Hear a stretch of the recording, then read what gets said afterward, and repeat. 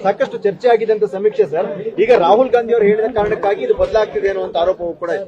ನೋಡಪ್ಪ, ಯಾರು ಏನ್ ಬೇಕಾದ್ರೂ ಹೇಳಲಿ, ಜನರು ಭಾವನೆ ಅರ್ಥಕೊಂಡಿದೀವಿ, ಶಾಸಕರ ಭಾವನೆ ಅರ್ಥಕೊಂಡಿದೀವಿ, ಮಂತ್ರಿ ಭಾವನೆ ಅರ್ಥಕೊಂಡಿದೀವಿ, ಕಾನೂನಲ್ಲೂ ಕೂಡ ನಾವು ಮಾಡಿದೀವಿ.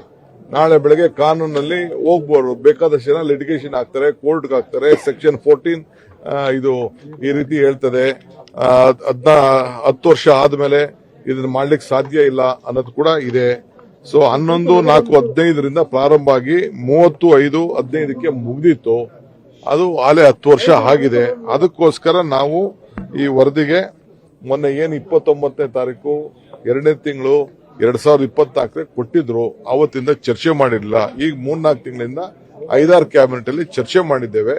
ಈ ಮಧ್ಯದಲ್ಲಿ ನಮ್ಮ ಹೈಕಮಾಂಡ್ ಅವರು ಕೂಡ ನಮ್ಮನ್ನ ಕರೆಸಿಸಿ ಅವರು ಕೂಡ ನಮಗೆ ಕೆಲವು ಮಾರ್ಗದರ್ಶನವನ್ನು ಕೊಟ್ಟಿದ್ದಾರೆ. ಎಲ್ಲರೂ ಸೇರಿ ಎಲ್ಲರ ಅಭಿಪ್ರಾಯದಂತೆ ಬೇರೆ ವಿರೋಧ ಪಾರ್ಟಿಯವರು ಕೂಡ ಬಹಳ ಒತ್ತಾಯ ಮಾಡ್ತಿದ್ರು. ಈಗ ವಿರೋಧ ಪಾರ್ಟಿಯವರೆಲ್ಲ ಏನೇನೋ ಮಾತಾಡ್ಬೋದು, ಅದಕ್ಕೆಲ್ಲ ಉತ್ತರ ಕೊಡೋಣ ನಿಧಾನವಾಗಿ. ಯಾರು ಏನೇನು ಹೇಳ್ತಿದ್ರು, ಏನ್ ಸ್ಟೇಟ್ಮೆಂಟ್ ಮಾಡ್ತಿದ್ರು, ಏನ್ ಹೇಳ್ತಿದ್ರು, ಈಗ ಅಶೋಕ್ ಏನ್ ಹೇಳಿದ್ದಾರೆ, ಅದಕ್ಕೆಲ್ಲ ಖಂಡಿತ ಉತ್ತರ ಕೊಡೋಣ. ಅಶೋಕ್ ಏನೇನು ಸ್ಟೇಟ್ಮೆಂಟ್ ಮಾಡ್ತೀನಿ ಅಂತ ನೀವು ರೀಕಾಲ್ ಮಾಡಿ.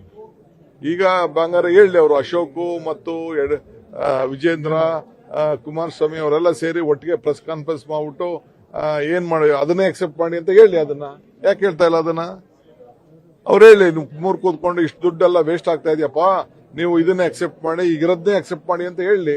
ಅವ್ರು ಹಿಂದೆ ಒಂದು ಮುಂದೆ ಒಂದು ರಾಜಕೀಯ ಬಣ್ಣ ಇಟ್ಬಿಟ್ಟು ಮಾತಾಡ್ತಾ ಇದ್ದಾರೆ. ನಮ್ಗೆ ರಾಜಕೀಯ ಬಣ್ಣ ಬೇಡ, ಜನರಿಗೆ ಸಾಮಾಜಿಕ ನ್ಯಾಯ ಒದಗಿಸ್ಕೊಡ್ಬೇಕು. ಅದಕ್ಕೆ ಈ ತೀರ್ಮಾನವನ್ನ ತೆಗೆದುಕೊಂಡಿದ್ದಾರೆ. 167 ಕೋಟಿ ನೀರಿನಲ್ಲಿ ಹೋಮ ಮಾಡ್ದಂಗಾಗ್ಲಿಲ್ಲ ಸರ್ ಈಗ.